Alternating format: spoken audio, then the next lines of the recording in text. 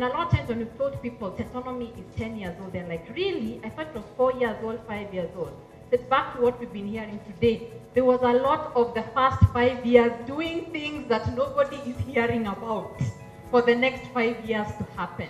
So a lot of the times, this hard part that we're going through, you're laying foundations for something that you can't even believe is going to happen. And that's what happened. People think we're 5 years old. Just because you started hearing us 5 years old, people think I've been writing articles for 3 years. I was writing articles for 10 years. Yeah?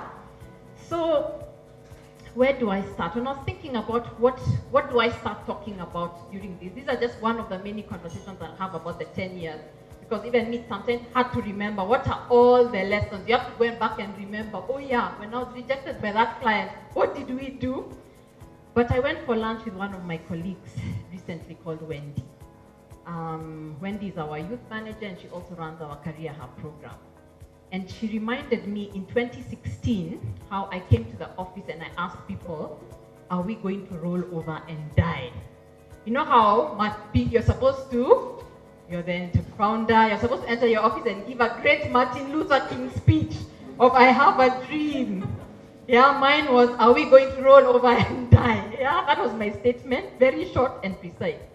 But apparently it's quite a legacy in the business because she reminded me about it. And even people who have joined us post the speech have heard about that speech of are we going to roll over and die? So that is a Martin Luther King version of Centonomy. Are we going to roll over and die? And I think because of everything we've been talking about, the sales, the customer, what's going on, businesses like this, sometimes we have to take us and ask ourselves that question. But why did I ask that question? It was 2016. First of all, of course, all these targets, yes, we had set targets. You set targets, you look at them, you've done everything you can, and then you look at those targets, and of course we didn't have people to tell us, break it into hours and days and in minutes yet, but the targets, and you came nowhere close. You're bleeding money like there's no tomorrow. The office has become a revolving door. Stuff in, stuff out. On top of that, we're in debt because you had big dreams. You went up and set up this training center. You see, your target had told you when you set up the training center, your numbers will rise to X, and you'll be able to run 100 classes, and you've got this big fat loan that you're paying because of that training center. On top of that, KRA have come and found VAT issues. Imagine you've been audited by KRA and you owe them money. And then the embarrassment, you're a financial management company, yeah? So we still have to show face in class and teach you proper financial management. But when you guys leave, we're like, hey, when are they coming back again? You're negotiating now those installments you're talking about with KRA. They're gonna take like 3 years to pay. The landlord is tired of seeing you because you're trotting there every month to tell them it's next month. It's next month. You're like half a year behind in rent. It's those kind of situations where you look at it and there were so many reasons for us to stop. There were so many. It was just so much easier to do something else, yeah? But we didn't. And when sometimes I hear stories of business, I'm like, yeah, I've been there. Many businesses have gone through that and they stopped. Ask guys, the answer was no. So when we said, are we going to roll over and die? It was so clear that the answer was no. Since we're not going to roll over and die, then what are we going to do? But what led to no being the answer is what I want to also talk about. So, 10 years of Centonomy. It did not start, my entrepreneurship journey did not start with Centonomy. After many years of employment, I had worked in the investment industry. So one day decided I'm just going to go and start a business. The common misconception that all those clients I had with my employer, anyone had made, you're really nodding, you know that misconception. All those because they really liked me when I was working for CFC Stanbic, they're just going to, there'll be a mass exodus from CFC Stanbic into my new business. So this is when I told the first lesson on brand. Yeah, the CFC Stanbic had a brand and they were not going to just walk over just because they liked you. Yeah? But you start a business because the reason that's what I knew how to do. And sometimes if you're wondering sometimes where to start, sometimes it's simple as what do you know how to do? Is there an opportunity? Is there a problem it can solve? Start from there. Sometimes that's the starting point. So I started, but in 2 years, the business was done. And I think there's so many reasons I could tell you that the business was done. I think, first of all, I got into a partnership very early on because I was so insecure about what I want to do and how to do it, how can I run a business. I went and I got in partnerships, and there's nothing wrong with them. But I think later on I realized it started becoming about living up to other people's expectations, whilst what I really wanted when I became an entrepreneur is that space to discover. Then I realized in this format, I'll set it up, there's no space to discover. So people ask me, why did that business go down? It's very easy to say, we did the Safaricom IPO, we made money then, but then the market completely fell after the Safaricom IPO. And I chose that moment to exit. So for a long time, the politically correct response was the business went down because the market went down. See, that's what we always say. The economy, the what, we blame the external factors. But the truth of the matter is, I let it roll over and die. I did. Because I've gone through so much worse at Centonomy, but I didn't let it roll over and die. So why did I let it roll over and die in that business? I think maybe it had reached the point when I realized this is not truly what I wanted to do. I was feeling stuck, I was feeling bored, I was feeling unchallenged, I was feeling stifled. You know that feeling of being in a car on a hot day with 5 other people and the windows are up and there's no fresh air? That is exactly what made me leave the business. So even before we go to all these other things we blame, the economy, what can happen, etc., I want to challenge and ask you guys, are you feeling bored, unchallenged, stuck? Is that the true reality of the situation? Because I've had a lot of conversations with entrepreneurs where that's the reality. And let me tell you, if that's the reality, there's no amount of money that's going to come and fix that. You can make so much money, but if you're feeling stifled and stuck and resentful, it doesn't matter. So sometimes we think it's money, we even go and get investors trying to fix the problem. Yeah, it just becomes worse because you have another element that's stifling you. I'm looking at some faces and I'm like, some people are just like, oh, she has caught me. Have I caught some people here? So I'm not saying necessarily it has to be. For some of you, it could be, I have to change this business. For others, it could be, there's something in this business that I need to change. And I need to first deal with that before I even start wondering why customers are not coming through the door. Because customers can sense it a mile away. They can sense when you're not being authentic a mile away. They can sense when you're just doing this business just to get by a mile away. Yeah, and they don't want that from anybody. So I let the business go and decided to start Centonomy. Now Centonomy that business could have easily become Centonomy. I could have said change of name, we're now stopping stockbroking and we're doing personal financial planning, because already I was feeling the itch. Because what that business had done for the last 2 years is introduce me to conversations with people about money. So no matter what has happened in the past, there's no experience that is ever a failure. It always leads to something, because if it was not for the 2 years in that stockbroking business, I would not have started those conversations. Then I would not have realized, there's a bit of an energy, you know. And there's no money in the bank, but I'm living with a bit of a spring in my step. After I sat down with this lady for 3 hours and we discussed her budget. Where am I feeling that? And when someone comes and tells me, please buy me ECB shares, I'm like, okay. Yeah, so I started realizing that. So there's no experience that's a mistake.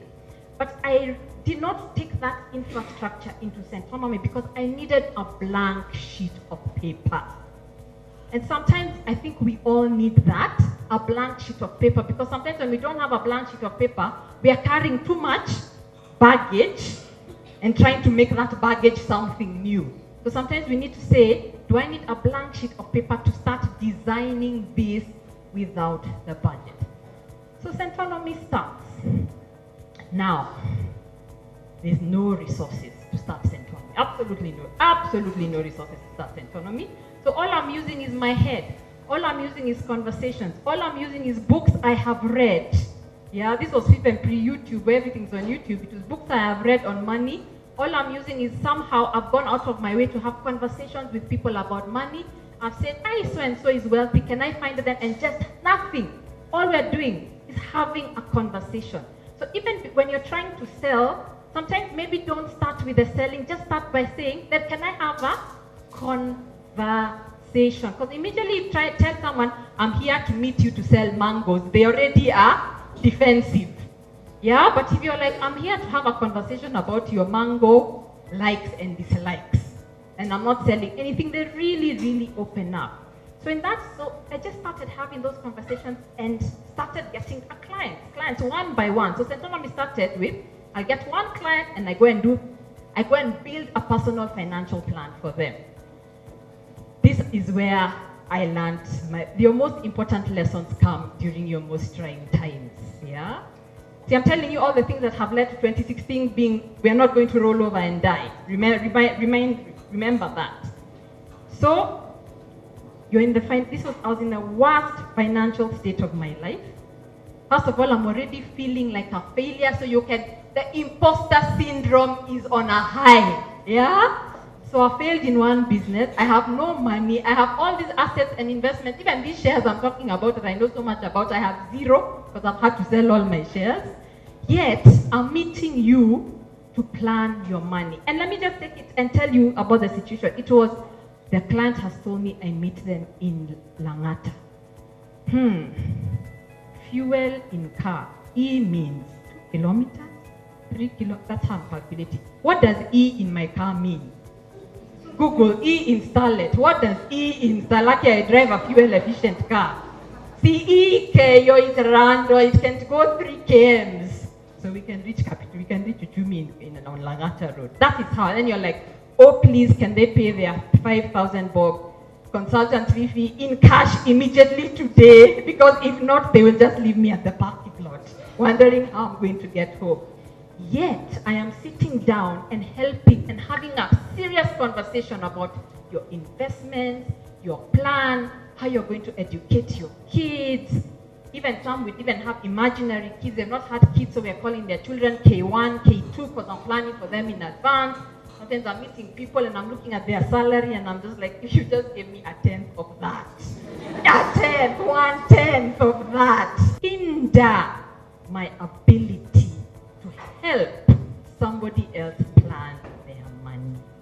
Because so often we use money as the reason we cannot do things. So we define ourselves by our current situation. And then we say, I can't do it because I don't have the money, even before we have tried. So I was like, and me, I thought when I went to the client, the fear was there. Oh my goodness, they're going to ask me what I have done for myself. And I will not have an answer. But as we started, and I guess when I started Centonomy, I didn't make my story that come listen to me because I have it all in order. It was really, kept the Centonomy 101 class 1, and it has always been, I have made a mess of my financial situation so badly that I can understand what you are going through. That became the message. So whatever message is yours, even when you're talking to people, let it be an authentic place. Please do not try and pretend. Because I could not pretend I'm here because I have done it all and I have this building to show you. No, I don't, yeah? And I think that has been, in the course of even the pre-2016, there are so many instances for Centonomy where we did things without even understanding where the resources were coming from. But I can guarantee you, if it's your thing, if it truly, truly, truly is your thing, there's no lack of resources, there's no lack of failure, there's no image, there's nothing, not even your educational capabilities are going to stop you from actually pursuing it. So I think in this journey, what we are out to do, and I'm so glad I found it, is to find in the journey, find your thing. Because when it is your thing, nothing will stop you. Nothing. Nobody stealing money from dams is going to stop you from your thing. Yeah? So, and then when it's your thing as well, I've learned God it's something, some miracles happen along the way. Yeah, some things happen that you cannot explain. I think sometimes God waits to say, are they really committed? Have they believed? Have I tested them and they've really committed? And I remember this time, and then my husband had also just gone, in this phase, by the way, my husband has also left his secure job and he's in a business. Yeah? So sometimes we look at both of us and we're like, so you realize dinner is bread. Yeah, I realize. Thank you, good night. Yeah, and it's okay. But there's a day I went to Mabati, and it was the same situation, by the way. I have to go to Mabati, I have to carry the training materials, the car fuel situation. In that car, I really took risks with it, yeah? Whatever. And for the first time, this has never happened. This is when I tell you, sometimes God just, when you're in your thing and you've said, the show will go on, God comes through.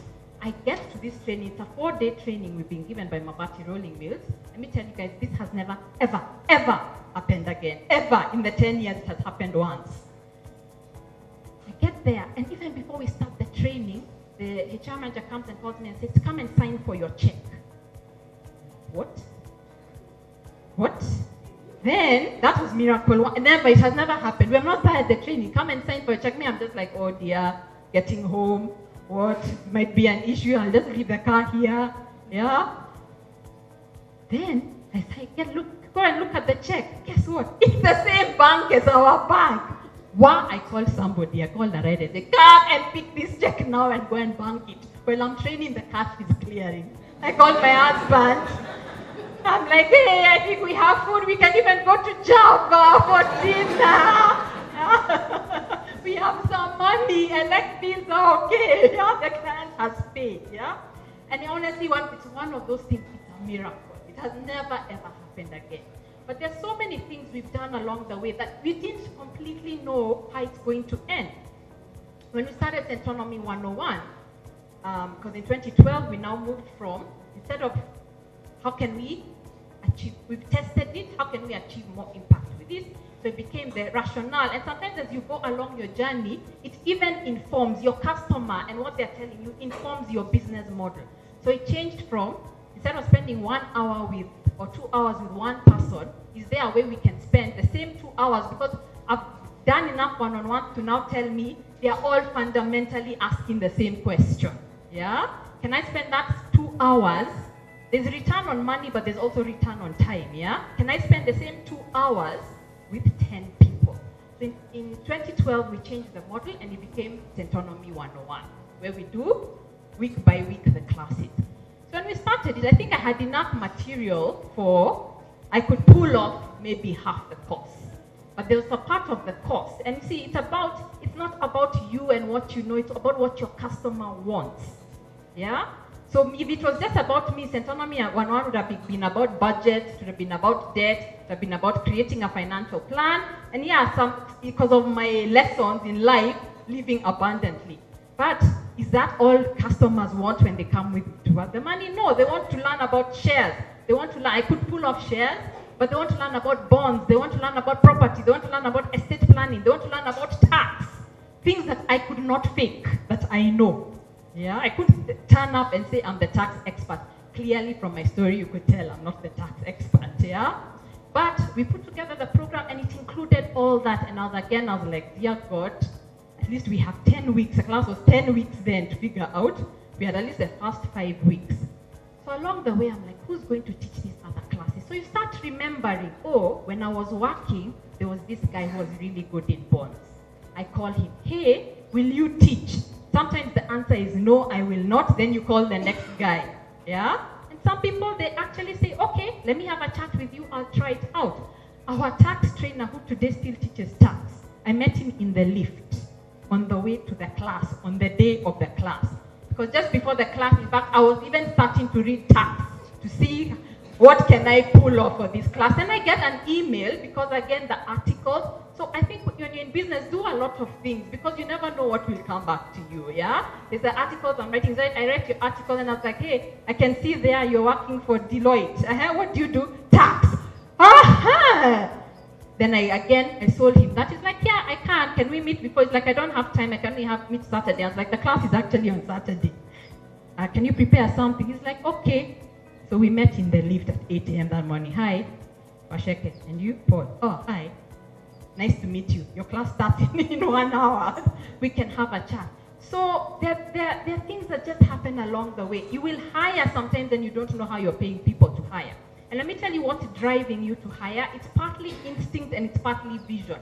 You've done enough to know this is going somewhere. It's my thing. It has to go somewhere.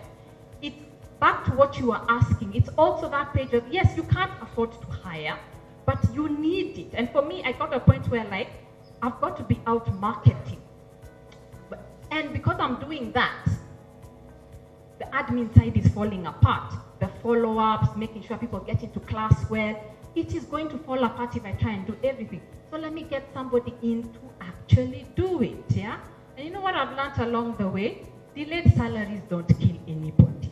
Yeah? No one died from a delayed salary, yeah? In fact, they suffer more from lack of opportunity than a genuine salary delay because a customer didn't pay or you're still trying to nangana. And my brother who started business the same time as me, and for a while we were sharing a small office together, he used to hire so confidently, and his motto was, I have 30 days. Everybody starts on the first of the month. Nobody starts in between. I have 30 days to pay. And if I have to delay along the way, in 2016, I was having that year where salaries were not coming exactly on time. So the theme here that I learned is where you are going or what you have to do and your resources have nothing to do with each other. Your resources are what they are, but in terms of your mind and your planning and your going forward, you have to put your mind in what do we have to do. Stop mixing your resources and what you have to do. So we limit ourselves because of thinking about your resources. So for 1 minute, I want you guys back to your pairs to talk to each other the way Sheba had arranged you. If it was not for your thinking about your resources, what would you actually do? Name 2 things you would do.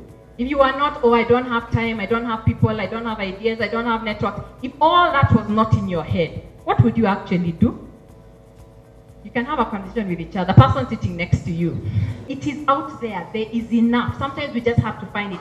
And yes, some of the resources, you may not have all of them exactly at once, but it's also thinking, if I don't have that today, then what do I do now? And sometimes those resources will come if you prepare for them. Maybe you need to learn something. Maybe there's a way you need to structure your products or service to attract some of those resources. But once we stop and think, I don't have, you're limiting yourself because it's false. This thing of you're at 1, so you can only move to 2, so you can only move to 3. No, if you're at 1, you can move to 10. What's got to move to 10 first is your mind. Then everything else will catch up. So I started believing in abundance, and it showed up in various situations. There's a job I got when I was still a one-man show. And they're like, okay, we're giving you the training, and I guess there's school fees to pay for a while on that, but at some point you're the one who has to cut it and decide, no. You're the one, no one is going to tell you, hi, we have seen the hidden potential in you and we will pay you this. You're the one who's got to call it. And I was having that conversation with someone, and again, they're like, there are other people out there who are cheaper than you and more experienced than you. Centonomy was not the first to do this, by the way. There were other people doing it. Why should we choose you? It came out of my mouth before I could stop myself. I said, I am the best. There was a very awkward moment because I couldn't believe I've said it. He couldn't believe I've said it. The meeting ended very awkwardly, but 3 hours later he called me and said, you've gotten the job at my price. And I was like, there is enough. It's sometimes called for you to believe in yourself. So we continued like that, and that's what led to us saying, in 2016, when it became clear we're in a slump, for sure we are struggling, that's when it became clear the answer has to be no. So what has happened post saying, deciding not to roll over and die? Or what did we do instead of rolling over and dying? We decided the show must go on. Yeah? And the show for us has been, if there are 3 people, if 3 of you turned up here today, the show was going to go on exactly as we planned it. We're not going to say, I'm sorry, we don't have the numbers, the event is cancelled. No. Yeah? So in classes, we've had 3 people turn up sometimes, 7 people turn up sometimes, 80 people turn up sometimes. But if we were stuck on, we must have 50, 80, we would never have been running classes until this long, because sometimes we have bigger numbers, sometimes we have smaller numbers. That's just the way it is. So it's just that commitment. The show will go on no matter what. And in fact, it will go on louder than before. Yeah, we will make, even if there are 3 people in class, we will blow it up. People will think there were 300 in the class, yeah? I stopped engaging in the rollover and die conversations on purpose because I realized, especially now we're getting into political season, yeah, in 2017, I can't afford to have the rollover and die conversation. I can't afford to talk about how bad things are, and I have salaries to pay, and I have clients to serve. We stopped waiting to be invited to the table. It's very important. What are you waiting for? Yeah? Clients tell us they don't have a training budget. We're like, fine, we rework it for them. Yeah? We tell them, okay, when can we have this discussion? I remember I teach for a course now in Babson University in the States. I teach once a year, an entrepreneurship program there. And again, I was not invited. Nobody saw my hidden potential. I nanganad my way there and told them what I can do for them. There's that concept, stop being waiting to invite them. There's a talk I went to, and there was this lawyer in the entertainment industry saying she once realized there was a seminar that had been called and she had not been invited. And she called them and asked, why haven't I been invited for this thing? She made them look stupid for not inviting them. So don't wait to be invited. Reinventing, we've been talking about innovation, reinventing, but innovation and reinventing can only come with redefinition. If you define yourself the same way, you can't innovate. For example, for us, in fact, the first name of Centonomy was Personal Finance Training Company. Imagine. That was my great idea, is naming, because I was naming the company what I thought the product is, yeah? We would still be doing personal finance training. Luckily, some web designer thought of the name Centonomy, and very thankful to him for till today. But it's starting to say, let's say you own when we go through this a lot in the class, let's say you own a business that prints business cards. If you continue saying that is your business, that is what you'll do, and you'll be looking for business card printing opportunities, which may be, as we go along, maybe the dying business, yeah? But if you define yourself as a branding business, then the world opens up. You could do websites, you could do social media, you could do banners, so many things. So for us now, when we continue zoning in, what are we about? It's not personal finance training, it's wealth creation. So you can create wealth through personal finance, you can create wealth through entrepreneurship, you can create wealth through your career. You start thinking about yourself in a bigger way. When we started redefining, it also stopped being about what can Waceke do to what needs to be done. Yeah, so I think a lot of us are limited because we are thinking about ourselves and our 24 hours in a day. Yeah, so when you define your business, go out there and start thinking, in my space, in my opportunity, with my target market that you guys have spent a lot of time talking about, what needs to be done? And then you can think backwards and say, then who needs to come and help me and partner with me on need to doing it? This has led me to even not being the CEO anymore of my own company. Innovation also comes with the hard thing of looking at where did you go wrong. What are your mistakes? Follow your mistakes as closely as your successes. Someone else has said this, I took myself to places to learn. The best thing to know as an entrepreneur is that you don't know anything. The minute you start thinking you know anything, you will have a Kodak moment. Okay? So, I went to places to learn. Yeah? Even places that rejected me. Last year, the company did a course with Stanford Seed. And I was rejected the first time. One, my business is much smaller than the kind of businesses they usually take. And whatever, I challenged their rejection. Yeah, so I don't need this rule book of yours, I don't care about. I challenged why they had rejected me. I wrote a full email. So when they did the next year, I applied again. And I think by that time they decided, this chick, it's just, the application is just a formality. We don't want to go through being challenged again. But I guess because I'm also an educator at Centonomy, for me going to learn was very important because those are some of the things we bring back in the class. So the results we have seen is, first of all, finally the 10 years culminated in a book, yeah, as you've seen out there. So that was a huge project, and it's a storybook of, first of all, my financial experiences and experiences of other people. Stories of other people and the ups and downs that they've gone through. So it's one of those books your 8-year-old could read it, because you just get to see things about yourself in the stories of that character. And we came up with our mission. We started knowing that for us it's about purposeful people who want to create wealth and live abundantly.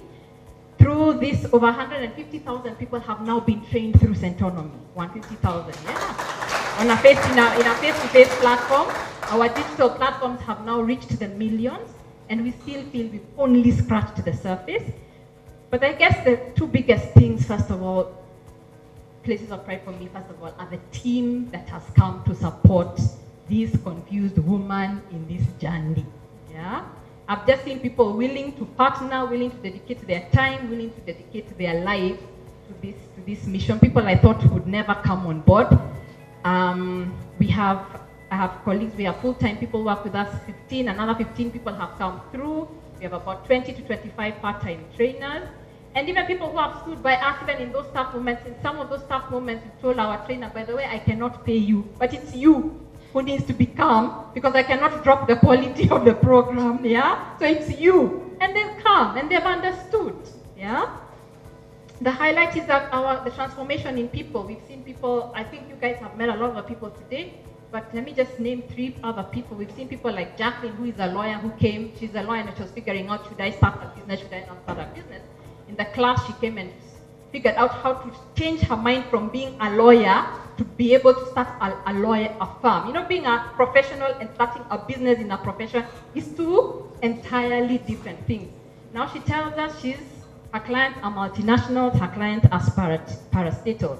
Letitia was a former hawker and turned loctician. She came and she understood this customer conversation. And it has changed her life. Her confidence has gone up. She has increased sales in her business. Nungari, who's in construction, and she was struggling with raising funds, raising money.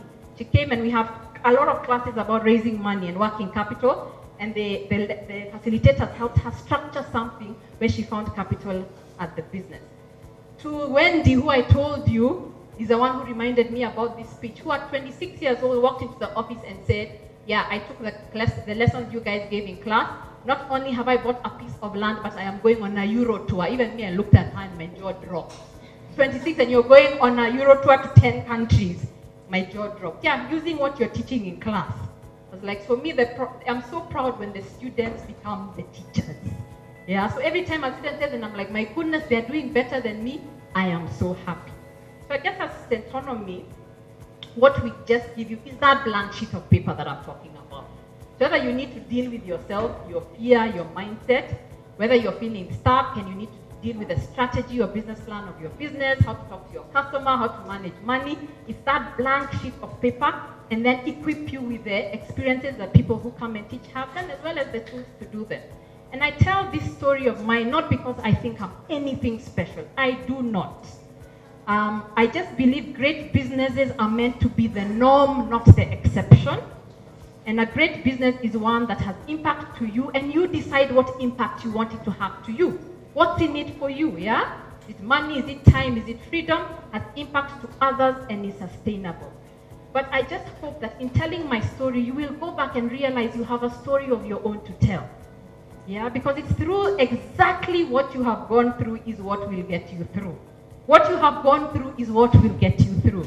So it's your pain, it's your failures, it's your successes, it's your own strength, it's your own progress that are really, when you connect the dots, going to give you what you need for the journey going forward. So as I end, I'll just leave you with one question. Are you going to roll over and die? Thank you.